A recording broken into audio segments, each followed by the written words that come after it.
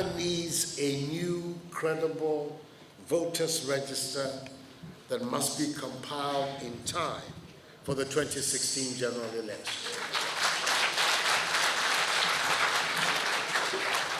After the disputed 2012 presidential election and the controversy that met the 5-4 split decision of the Supreme Court, we dare not go into next year's elections with doubts about the base document for the polls.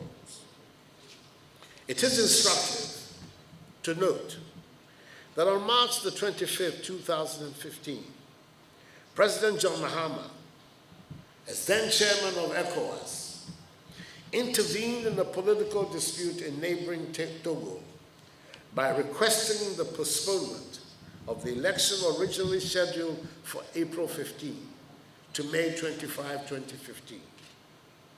His intervention was in response to calls from Togo's opposition parties over the credibility of the voters' register, which they alleged was bloated.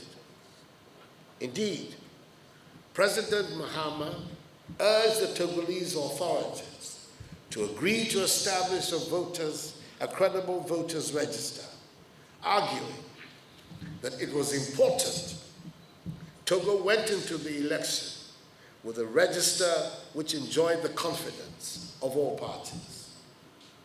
This request was heeded. The peaceful acceptance of the election result by stakeholders in Togo is indicative of how appropriate the president's intervention was. Clearly, what is good for Togo must be good for Ghana.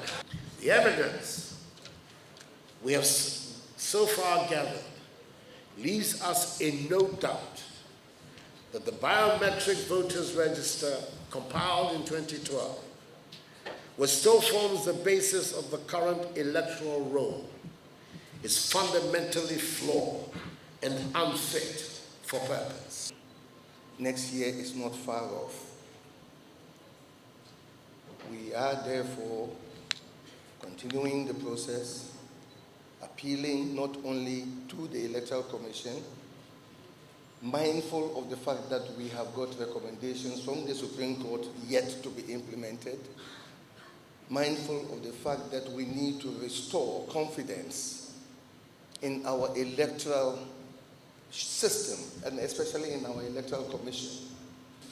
We are at a point today where we don't want to have to spend our energies, exert our strength to try and hold back the anger, to hold back the tension, the fury of our youth especially, as we had to do the last time.